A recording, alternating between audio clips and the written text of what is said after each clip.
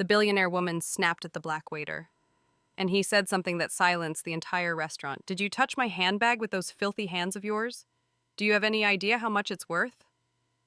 Natasha Blackwood's shrill voice sliced through the refined air of La Pearl like a knife, instantly freezing every conversation mid-sentence. Arthur Santos, 26, stood motionless beside table 17, a silver tray still in his hand from serving the Waller $200 dinner to the heiress of a billionaire estate. His calm eyes stood in sharp contrast to the storm that had just erupted around him. The Hermes bag had slipped off Natasha's chair at the exact moment Arthur was walking past, and on instinct he had reached out to catch it before it hit the floor. A small act of kindness now twisted into a public humiliation. "Look at him," Natasha continued, pointing at Arthur as though he were an object. "He's probably never even seen a bag worth more than 10 years of his salary. And now he's drooling, wondering what it would feel like to own something like this." La Pearl, one of the 5 most exclusive restaurants in New York, had never witnessed such an awkward scene. Millionaire diners set down their silverware, CEOs paused their phone calls. Even the pianist froze mid-note.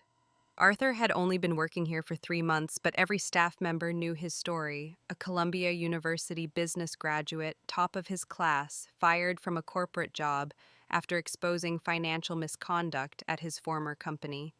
While looking for a new opportunity, he took this waiter job to cover rent in his Brooklyn apartment. Mrs. Blackwood Arthur finally spoke for the first time, his voice low but steady. "I'm sorry if I caused you any trouble. I was simply trying to stop your bag from falling." Natasha let out a scornful laugh, turning to the other diners as if performing for an audience. "Stop it from falling or steal it. Everyone knows people like you can't resist when they see something valuable." The silence that followed was suffocating. Arthur could feel every pair of eyes on him, some sympathetic, some curious, most simply uncomfortable. Yet in his eyes there was something else, the kind of calm found only in those who have weathered far worse storms and know they have the strength not just to survive, but to rise. "Actually," Arthur replied, straightening his tie with a natural grace that made a few diners frown, "people like me learn very early that true value isn't found in a handbag." Natasha stopped laughing.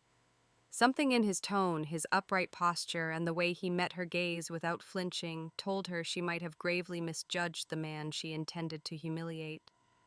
Right there, under 100 watchful eyes, some disdainful, some intrigued, Arthur stood as though guarding a truth far too important to reveal at the wrong moment. If this story of prejudice and resolve touches you, stay tuned, because sometimes a moment of humiliation becomes the catalyst for a reversal no one will forget.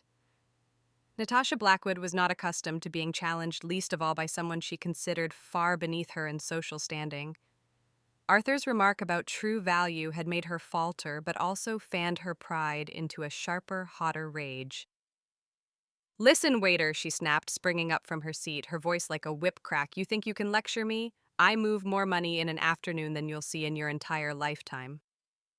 Arthur remained perfectly still, but there was something in his eyes Natasha couldn't quite place, a steadiness that unsettled her, as though he knew something she didn't.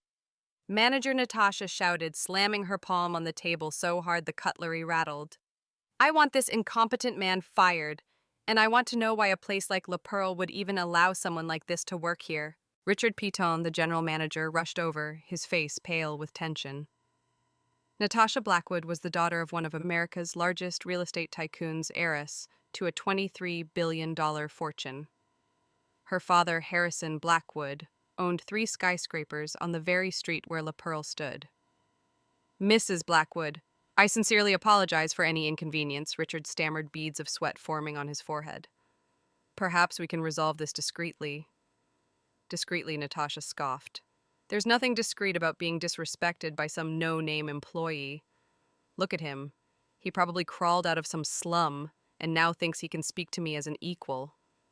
The racially charged words rang through the restaurant, making several diners turn away in visible discomfort.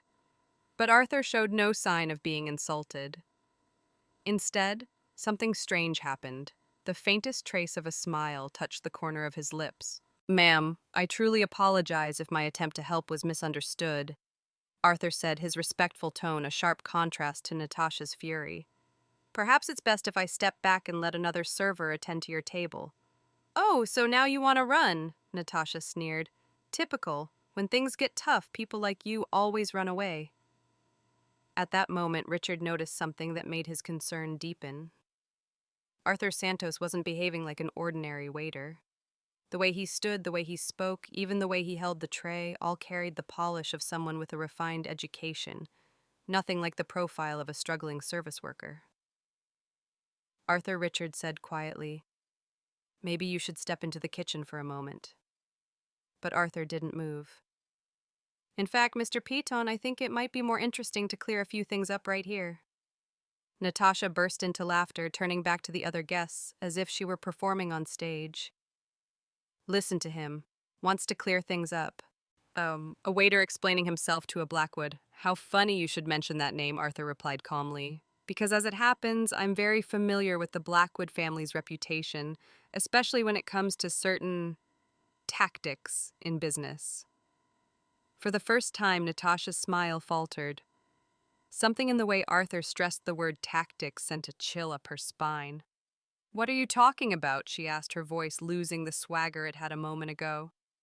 Arthur adjusted his tie again, this time with the casual ease of long habit. "Well, ma'am, working in places like this means we get to meet a lot of interesting people, directors, auditors, investigators, and they do love to chat over dinner." Richard Peaton frowned. Nothing about Arthur's manner matched the file of a desperate down-on-his-luck waiter. He sounded like a man playing a role. Natasha asked, her voice trembling slightly, "Are you threatening me?" Arthur smiled pleasantly. "Not at all. I'm simply observing that the world is smaller than we think. For example, 3 months ago I served a dinner where Mr. Marcus Thompson from the Federal Audit Agency was discussing certain investigations into construction companies inflating bids on public projects." Natasha's blood ran cold. Thompson was the very auditor assigned to investigate her father's company, but how could an ordinary waiter possibly know that Arthur went on still in that calm, unhurried tone? And just last week, I had the honor of serving Prosecutor Jennifer Walsh, who happened to be discussing offshore tax evasion in certain tropical jurisdictions. Fascinating, isn't it? Natasha slowly lowered herself into her seat, her face pale. Walsh was the prosecutor who had subpoenaed the entire Blackwood family just last month. Who are you?" she whispered. Arthur finally allowed himself a real smile, and everyone present could see it wasn't the smile of a humiliated waiter, but of a man who had been 3 steps ahead from the very start. "I'm someone who learned a valuable lesson after being wrongfully fired from a major bank 3 months ago," Arthur said slowly, pulling something from the inside pocket of his uniform. "I learned that sometimes you take a menial job just to be in the right place at the right time with the right people." The object he placed on the table made Natasha gasp. It was an FBI badge, Economic Crimes Division, name Special Agent Arthur Santos. You see, Ms. Blackwood, it really is a small world. In my 92 days serving tables here, I've overheard the most fascinating conversations between people who would never imagine that a lowly black waiter was recording every word, every slip of the tongue, every unintentional confession. The restaurant suddenly felt like a sealed vault. Natasha stared at the badge as if it were her death sentence. "And you know what else?" Arthur leaned forward slightly. "Tonight, someone very important committed a serious federal offense right in front of me, in front of dozens of witnesses. Every insult, every racist remark you threw at me wasn't just remembered by those witnesses, it was recorded by an undercover federal agent along with the little confession you accidentally let slip, one that could completely annihilate the Blackwood Empire." What the billionaire heiress didn't realize was that every act of contempt, every ounce of arrogance was the final nail in the coffin of a criminal dynasty about to learn that underestimating the wrong man could cost them more than money. It could cost them their freedom. What Natasha Blackwood didn't understand was that tonight's public humiliation was the last puzzle piece Arthur Santos had been fitting together for precisely 92 days. Special Agent Santos, a familiar voice, crackled softly in his earpiece, barely audible to anyone else. "We've confirmed high-quality recordings of the incident. We have enough to move." Arthur's expression didn't change, though Natasha was still frozen, staring at the badge as if it might vanish. The restaurant seemed suspended between curiosity and dread. No one wanted to become a witness to something far bigger than they could comprehend. Ms. Blackwood, Arthur said evenly, sliding the badge back into his pocket. I think you and I should have a private conversation, especially about those wire transfers your company made to the Cayman Islands last week. Natasha's complexion went from pale to ashen. Those transactions were top secret, known only to her, her father, and the company's chief accountant. Not even the family's attorney had been told. You can't prove anything, she stammered, her voice trembling like a leaf in the wind. Arthur smiled faintly. Actually, I can. You see, for the past 3 months at that corner table over there, he discreetly gestured toward table 15. I've had the privilege of serving dinner every Thursday night to your younger brother, Theodore Blackwood Jr. Natasha felt the blood in her veins turn to ice.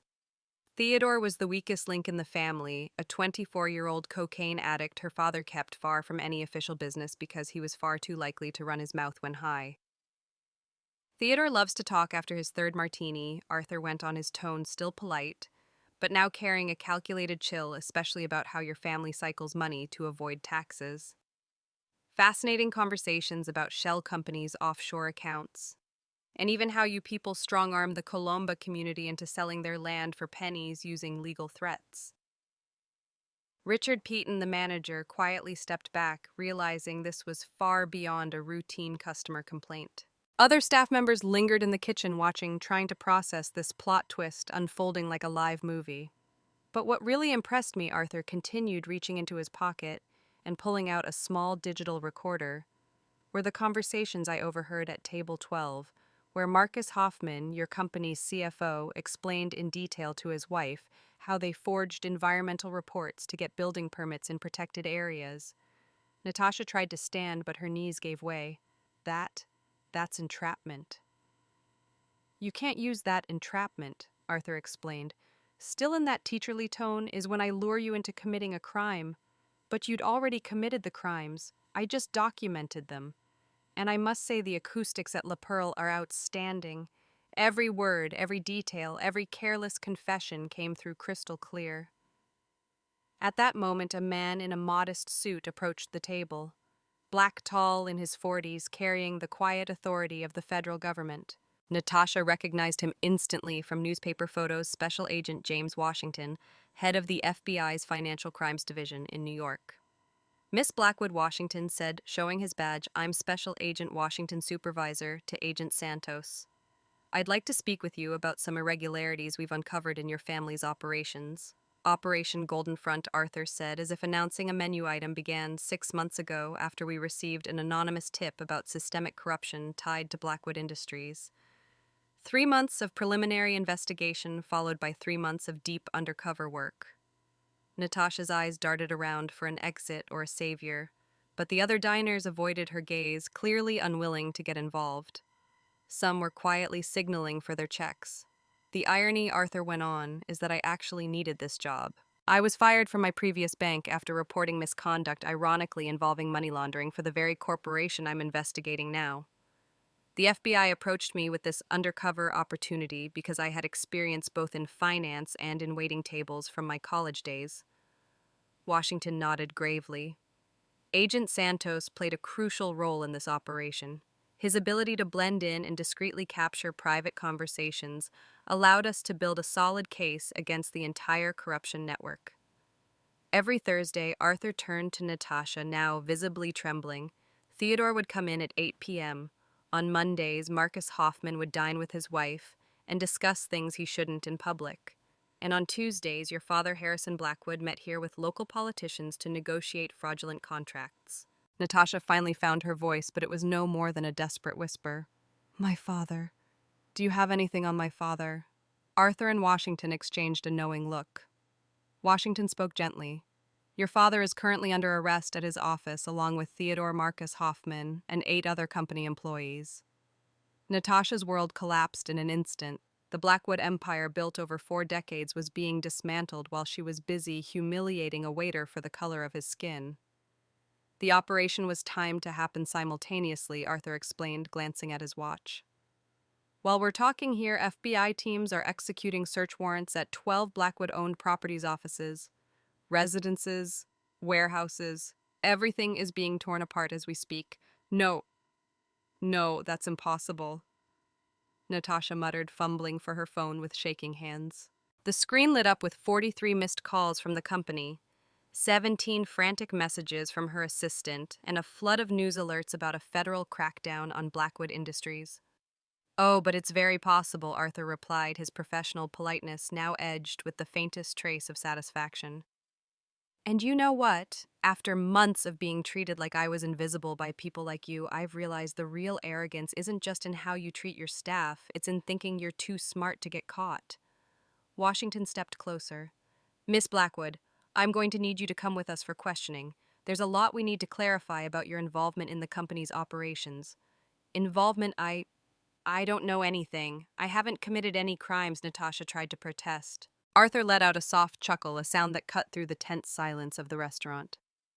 That's interesting because in your court-approved recorded phone calls, you discussed in great detail with your father how to pressure the Colomba community using fabricated lawsuits. The final revelation landed like a hammer blow. Her own words, her own unlawful decisions had been recorded and turned into evidence. No way out now, no way to deny it.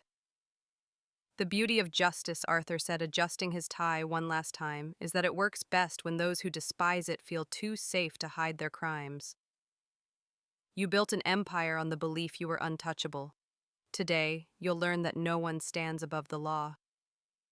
The other diners in the restaurant fell silent as Washington discreetly signaled to two agents who had just stepped in through the front door. Natasha Blackwood, heiress to a $23 billion fortune, was about to discover that all the money in the world couldn't buy her freedom. What she didn't yet realize was that the worst part hadn't even happened. Because while she thought she was only losing her wealth and status, Arthur Santos was about to reveal that her racist actions tonight had been broadcast live to more people than she could ever imagine, including those who would decide not just her legal fate, but her social future forever. Live. Broadcast. Natasha repeated, her voice trembling with desperation. Broadcast what Arthur's smile was faint as he pulled a small device from his shirt pocket. This microphone, Ms. Blackwood, was connected directly to the FBI's social media channels. Every slur, every threat, every entitled remark you've made in the last 40 minutes has been streamed live to over 200,000 people. The blood seemed to freeze in Natasha's veins. Washington gave a solemn nod. Standard protocol for public interest operations.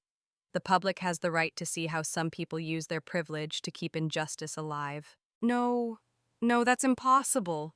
Natasha fumbled for her phone, her hands shaking. The screen was flooded with notifications, tags, comments, and shares. The live video had already surpassed 500,000 views across 3 platforms. Hashtag Blackwood Racist is now one of the top trending topics in the country, Arthur reported calmly. Your statements about people like me and places like this are being dissected by civil rights experts on national television right now. Natasha's eyes darted over the comments, her panic mounting. Racist billionaire humiliates undercover FBI agent. Shocking footage. Heiress caught showing bias at upscale restaurant. Blackwood Industries family business or criminal enterprise. Ironic, isn't it? Arthur continued. Every word you used to demean me is now preserved not only for the criminal record, but for all of America to see. Companies are already canceling their contracts with Blackwood Industries based solely on what they've witnessed today. Richard Peaton, the restaurant manager, sat in stunned silence, realizing he was witnessing the real-time collapse of one of the country's most powerful dynasties. Some guests whispered to each other, a few recognizing Natasha from the broadcast they were watching on their own phones. And we're not done yet, Washington added, his voice low and steady. Ms. Blackwood, as we speak, prosecutors in 3 different states have signed arrest warrants based on the evidence we've gathered. Your family empire will be dismantled entirely. Natasha tried calling her father straight to voicemail. She tried Theodore Same, Marcus Hoffman, her CFO deadline. One by one, every person who could possibly save her was unreachable. They're all in federal custody, Arthur explained lightly. And thanks to today's live stream, public opinion about the moral standing of the Blackwood family is already sealed. Her phone rang again and again, reporters, TV producers, civil rights activists, all demanding interviews about the viral video. Each ring was another nail in the coffin of her career and her name. "You've destroyed my life," she whispered, tears streaking her perfectly made-up face. "Actually," Arthur replied, adjusting his tie once more, "you destroyed your own life. We just documented it. For 3 months, your family has been confessing out loud, believing black waitstaff were too invisible to care." Washington gave the signal, and the two agents stepped up to the table. "Ms. Blackwood, you'll need to come with us. There are many charges to address, and the public is very interested in your explanation." "Wait," Natasha pleaded, grabbing Arthur's hand. "You don't understand. I can change. I can donate support movements, make amends." Arthur looked down at her hand, clutching his, then met her desperate gaze. "Ma'am, for 40 minutes you treated me as if I were your property. Now facing the consequences, you want to bargain. That only proves you still don't grasp the gravity of your actions." Natasha was escorted out as the other diners discreetly raised their phones to record. Her walk of shame through La Pearl would be captured from multiple angles, fueling the media firestorm she had set ablaze herself. "The beauty of modern justice," Arthur murmured to Washington as they watched her leave, "is that it no longer happens only in courtrooms. It happens instantly before witnesses all over the world." Outside, a swarm of reporters was already waiting. Natasha Blackwood, heiress to a $23 billion fortune, was realizing that all the wealth in the world couldn't buy back her reputation, nor erase the broadcast that had shown her at her most ruthless and prejudiced. What she didn't know was that Arthur had saved the most devastating revelation for last. Because while she thought she had only lost money and status, she was about to learn that her actions tonight would spark social changes that would forever alter how billion-dollar corporations treated their employees, and that the young waiter she once looked down on had a personal story that made his revenge both poetic and razor-sharp. 6 months later, Arthur Santos stood inside the FBI's New York headquarters, signing off on the final report that would officially close the Blackwood case. Through the window, he watched the city rush past, a city that had just witnessed one of the most spectacular corporate collapses in American business history. Blackwood Industries had been dissolved entirely. Harrison Blackwood Sr. was sentenced to 23 years for extortion, money laundering, and tax fraud. Theodore Jr. received 16 years for insider trading. Chief Accountant Marcus Hoffman got 15 years for falsifying federal documents. And Natasha Blackwood, the same woman who had humiliated Arthur at La Pearl that night, received the harshest sentence, 25 years for aggravated hate crimes, extortion, money laundering, and obstruction of justice. The viral footage of her racist outburst became evidence in court, revealing exactly who she was and proving that her crimes were driven by prejudice. That livestream changed everything, Arthur told a group of rookie FBI agents during a training session. It wasn't just a record of financial crimes. It exposed how systemic racism operates at the very top of society. What Arthur never made public was his deeply personal connection to the case. 20 years earlier, when he was just 6, his family had been forcibly evicted from their small rural property after Blackwood Industries acquired it through fraudulent court filings. His father, an honest black farmer, lost the land that had sustained 3 generations of the Santos family. The shock of the eviction and the bankruptcy that followed triggered a fatal heart attack at the age of 42. Arthur grew up in poverty in the city, raised by his mother, a housekeeper who worked 2 shifts a day just to keep him in school. "Every racist insult Natasha threw at me that night," Arthur continued, "echoed 2 decades of injustice my family had suffered in silence. But instead of taking revenge for myself, I turned that pain into fuel for justice." The operation recovered $450 million in illicit assets, which were redistributed to Kuala communities and rural families harmed by the corporation over decades. The Santos family was among the beneficiaries. They received back the title to their ancestral land, along with compensation that allowed Arthur's mother to retire in peace. Natasha, once the owner of mansions in 5 states, now shared a 2-meter cell with a drug trafficker. Her $23 billion inheritance had been completely seized by the IRS. No assets, no power, no money for elite attorneys. "Ironic," Arthur said with a faint smile, "she's now in the very state prison where 10 years ago my cousin was wrongfully convicted." The system Natasha had once helped corrupt was now punishing her with the full weight of the law. Richard Peaton, manager of La Pearl, was promoted to general manager after bravely testifying against Natasha. The restaurant's patronage skyrocketed by 300%, with many visitors coming just to see the place where social justice had been served live before millions of viewers. The story also sparked sweeping legislative impact. Congress passed the Santos Act, imposing harsher penalties for discriminatory conduct in businesses and creating a federal fund to protect workers targeted by powerful clients over race. What you need to understand, Arthur told the recruits, is that the real victory wasn't seeing Natasha in prison. It was knowing my dignity was never for sale, even when she tried to buy it with public humiliation. Washington Arthur's superior nodded with pride. In just 6 months, Arthur had earned 3 promotions, becoming the youngest agent in history to lead the FBI's Economic Crimes Division. Universities fought to invite him to lecture on the case, which had become a gold standard study in both law and business ethics. The biggest lesson, Arthur concluded closing the case file, is that those who try to belittle others always end up exposing their own weaknesses, not the weaknesses of their target. Natasha thought she was proving her superiority. In reality, she was documenting her own downfall. Today, Natasha Blackwood wakes at 5 a.m. in federal prison, scrubbing toilets for $2 a day and eating meals prepared by cooks, earning less than she once spent on a handbag. Arthur Santos wakes up in his Manhattan apartment, leading investigations that protect millions of Americans, inspiring young black men to never accept being treated as less. "She once tried to teach me my place," Arthur murmured, filing away the last document of the case.